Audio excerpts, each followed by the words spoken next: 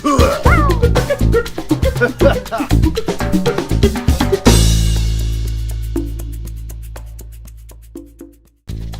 what's up everyone, Hicham HAMZAOUI here for a new episode of how to create your own video game using Unity3D. In this episode we're going to make our robot shoot bullets in both sides, right and left, and then make animation to add some life to our game. So execute your Unity3D and let's do that!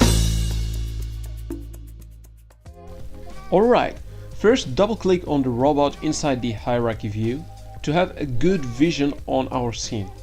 Then go inside the sprite folder. Inside the robot there's images of bullets. You can choose one. Select one, drag and drop it in the scene and rescale it down. This is basically going to be the bullet shot by our robot. So if it is shot to the left, it should go that way. Of course we're going to modify the position of our bullet to make it move to the right, and if it is turning to the left we should flip it and make it go to the negative way. So let's do some programming to make this happen. Go inside the script folder and then create a C# script. Name it bullet behaviors and double click on it. Inside our code create a vector tree. This variable is going to be our temporary bullet position. So vector tree, name it temp bullet position. Then create a boolean. This boolean is going to define if our bullet is in the left or in the right. Public bool is left. And finally we're going to define a speed for our bullet. So public speed, make it equals to 0.5 float. By default it is a float, so declare it like this. Now we're going to check if our bullet is turning to the left or to the right. So create an if is left. This is going to define the direction of our bullet. So speed equals minus speed. So basically if our bullet is shot to the left, so the speed is going to go to the negative way. Inside the update we're going to make our bullet move to the position chosen. So temp bullet equals this dot transform dot position, like we did for the movement of our robot. We're gonna make our X position move to the defined speed, so plus equals speed, and of course we're going to retake our temp bullet position to make it equals to our transform position, and of course save it. Now let's do a little test. Select your bullet, drag and drop your script inside the bullet and hit start. So our bullet is moving, and if we're turning to the left it is going to turn to the other side because the speed is now negative. And of course we're gonna make our bullet flip to the left if it is shot that way. So inside the if statement call the this dot get component and call sprite renderer. Renderer. Then the flip x will equal true. That way, if our bullet is shot to the left, it is going to flip and go to the other direction, like this one. So you can see that it is flipping and going to the other direction. Alright. To not forget, we have to create a prefab for our bullet so we can create it multiple times. So create a prefab, call it bullet, and drag and drop our created bullet. So that way you can call it whenever you want and unlimited time. And don't forget to uncheck the is left, so it will be by default going to the right. Delete our prefabs. Now click on game object, create empty, name it shoot position, and select an icon for it, like this. Move it to the right. This is basically going to be the position from where our bullet is triggered once we press space K on the keyboard. So parent it to our robot. That way it will follow our robot wherever it goes. Now create a C# script, call it robot shooting or robot shoot. Double click on it and let's do some code. Inside that, declare a public transform shoot position. This is going to be the empty object that we just created. Now we're gonna create an if statement of the preset space K. So input.get K down, of course, and kcode dot space. That means that every time we press space we should generate a bullet. To do that, create a game object, call it bullet, then make it equals to instantiate, which is a function in Unity, then call resources dot load. Here we're going to put the name of our prefab created in the resources folder, comma, type of, and then define its game object. After that we should set the position of our bullet from where it will be shot. So this position will be the shot position dot position, and then we'll define a default rotation, which is done by quaternion dot identity. This is how it is done in Unity. Then we should define the direction of the movement of our bullet. To do that, call our bullet recently created dot. We should have access to our script that sets the direction, so get component, and call bullet behaviors, which is our script created recently. Inside that script, you remember that our is left is public, so we can have access and modify it. So dot is left, which is equal to the direction of our robot that is set inside the flip parameter of sprite render. So write this dot get component. I'm just going to copy and paste this here and change the bullet behaviors by sprite render to have access to our flip attribute. And to not forget, we should add a cast for our bullet here as game object. This is the way it is done in Unity. Save our code, take the code and put it inside the robot. And don't forget to take the shoot position and drag and drop it inside the shoot position variable. But still, we're not finished yet. Here when we hit flip, the shoot position doesn't change the side. To do that, we should add a minus to our position so it can go to the other direction.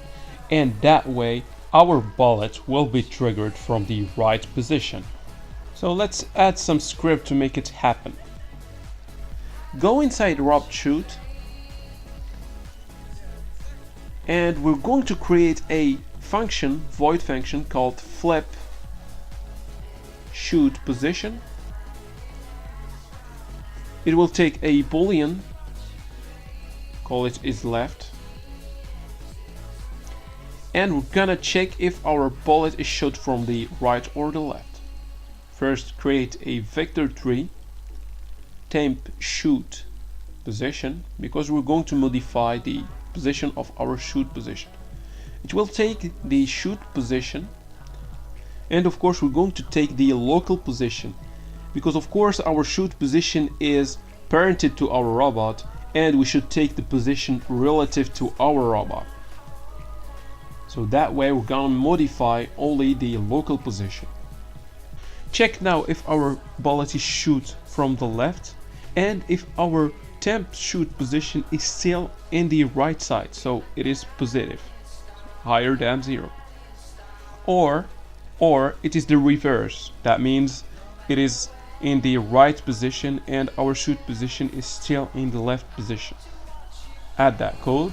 Or not is left and temp position shoot position dot x is lower than 0. That way we should change the position of our temp shoot position dot x, and we're going to add a little minus that will do this, equals minus this dot shoot position dot local position.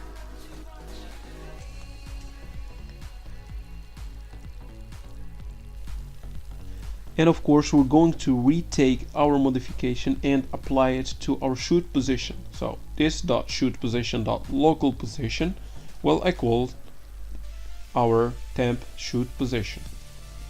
Now we should apply our flip shoot position. To do it in a clean way, create a boolean called is shoot position left. This is shoot position left will equal to the side of our robot. Then I'm gonna retake it and put it here so it will not be called multiple times. And we're gonna call our function and give it our attribute here. Save the code and let's check what happens in the scene. Hit play, and you're gonna see that once we turn to the left and we hit space, the shoot position is changing. So thanks to our new code.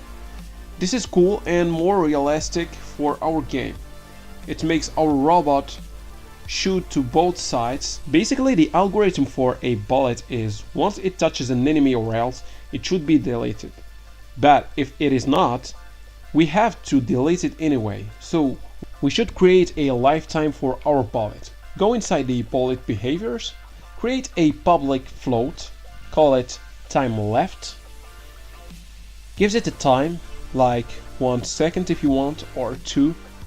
The main idea here is to create a timer for our bullet, and once the 1 second is left, we should remove our bullet from the scene. So call the time left minus equal time dot delta time, which is a timer proposed by Unity. Then create an if statement and check our time left if it is lower than 0, so the lifetime of our bullet is done. Then we should destroy our game object, so this dot game object. Save it. This is automatically going to make our bullet live only for 1 second. So let's check this, hit play and shoot. You see that our bullet is destroyed once 1 second is left for its lifetime. That way we save memory and we don't have a game that is very heavy and consuming a lot of memories.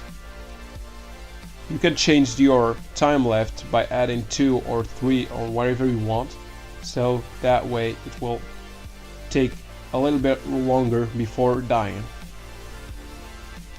Alright, now we're going to do something interesting. A game without animation is a boring game. We're going to add animation to make our game alive using features proposed by Unity. Click on the robot, click on Add Component, select Miscellaneous and select Animator.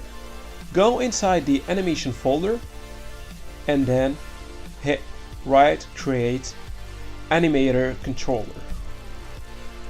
Name it Robot Movement. This is the controller that is going to control our movement of the robot. Select our robot and drag and drop your controller inside the animator, like this one. Double click on it you have the animator view. I usually like to put it like this with the console. And of course you should open the animation view. Click on Windows and click on Animation. Put it with the scene like this one. We've got here two views important for the animation. We're going to see how to work with that. Click on the robot, hit create. We're going to create the first state of our robot, which is robot idle. Name it robot idle. I usually save those states inside the animation folder. This is the first state. Now we should put the images that fits with the idle state. So inside the robot folder, select all the images of idle from 1 to 10 and drag and drop them inside the animation. Now for the first look, we should have this kind of animation.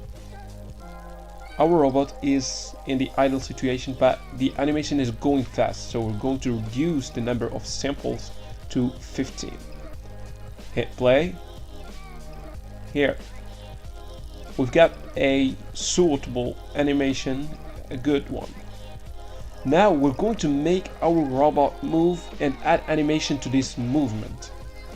Go back to animation, click here, create new clip, and then go inside the animation folder, name it robot move, and save it. This way we've got a second state.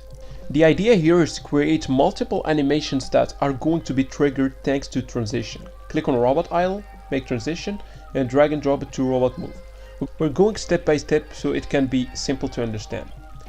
Go to parameter, click plus, bool, call that parameter is robot moving. This parameter will be the indicator that helps us to play the animations. So if it is true, it will play the movement animations, else it will go back to idle. Create another transition between a robot move and idle. Select the first transition, hit plus here. We've got already our parameters set to true, and check has exit time.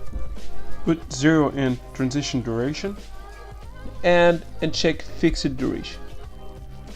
Now do the same for the other one, but put it false, and check the other parameters like we did for previous one.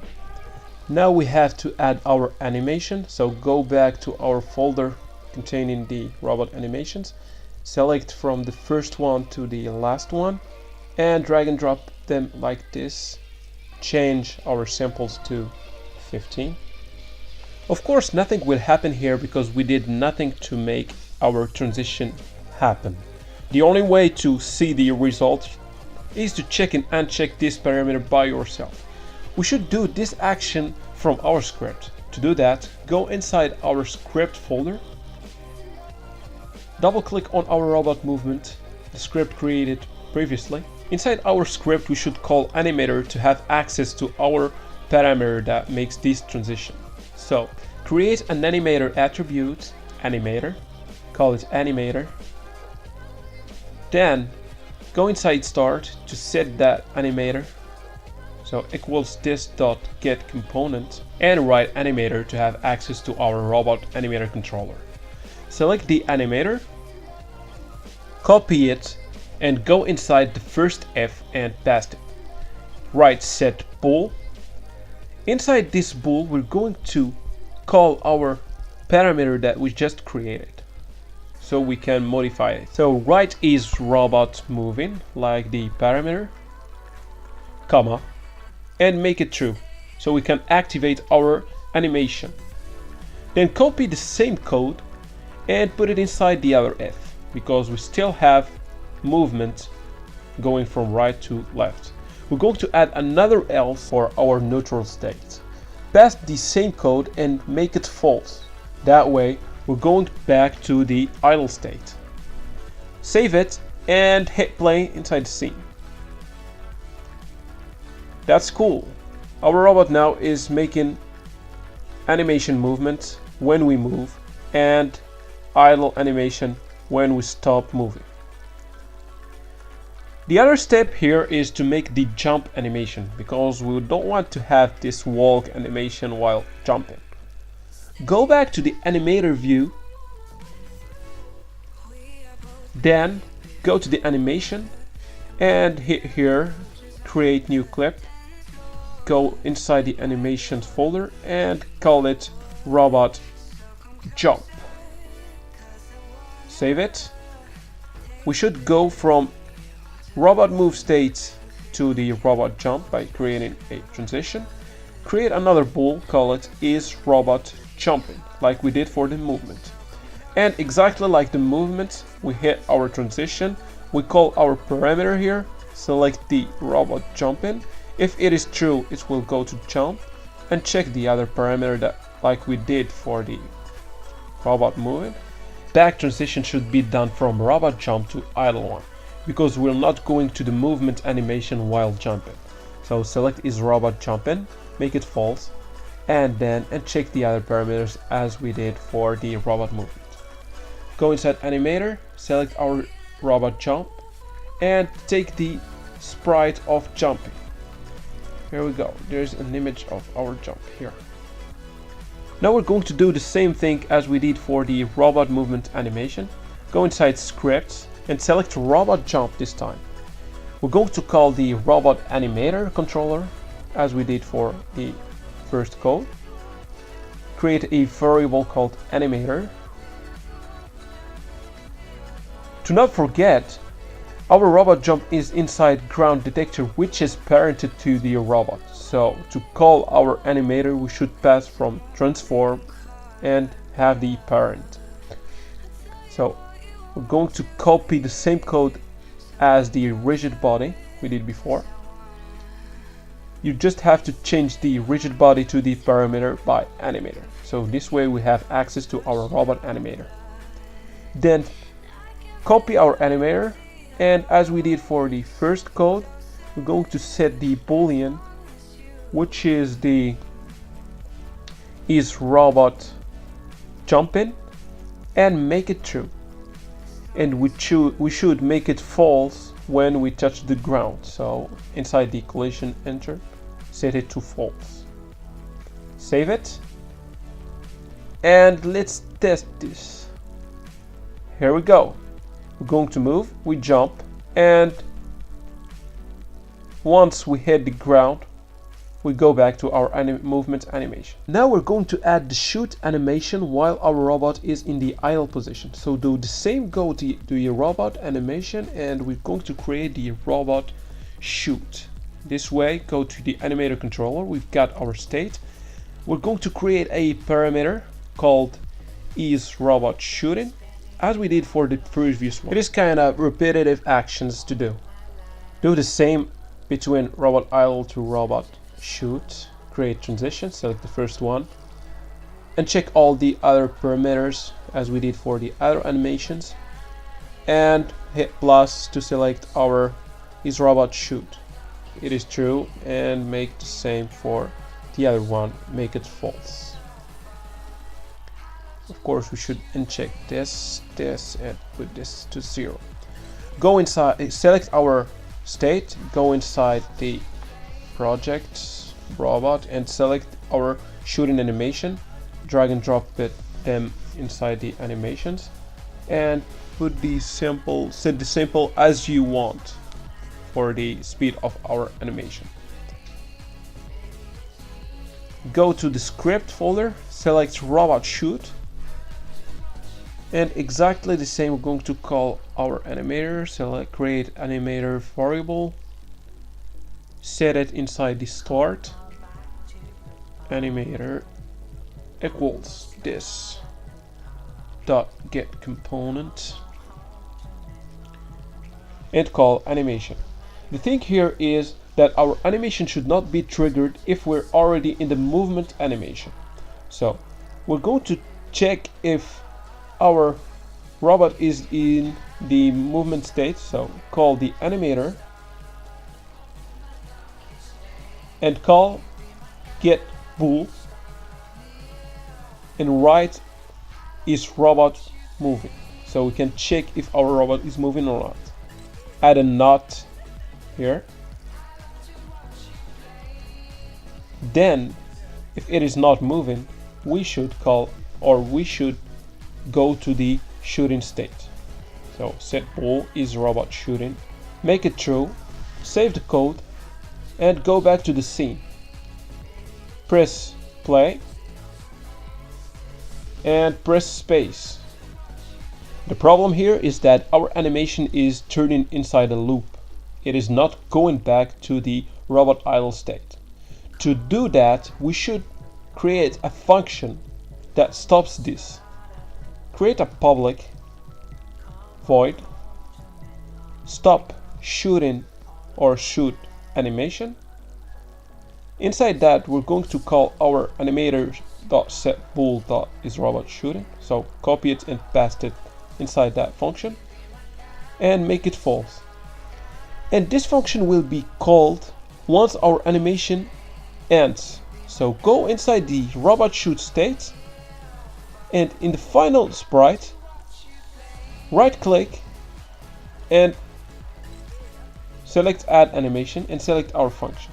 This way, when our animation ends, it will call this function that stops and make it go to the idle state. Here we go.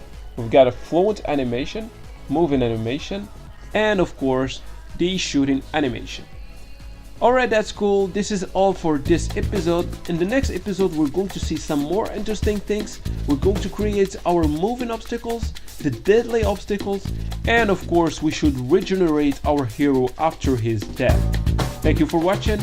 See you in the next video.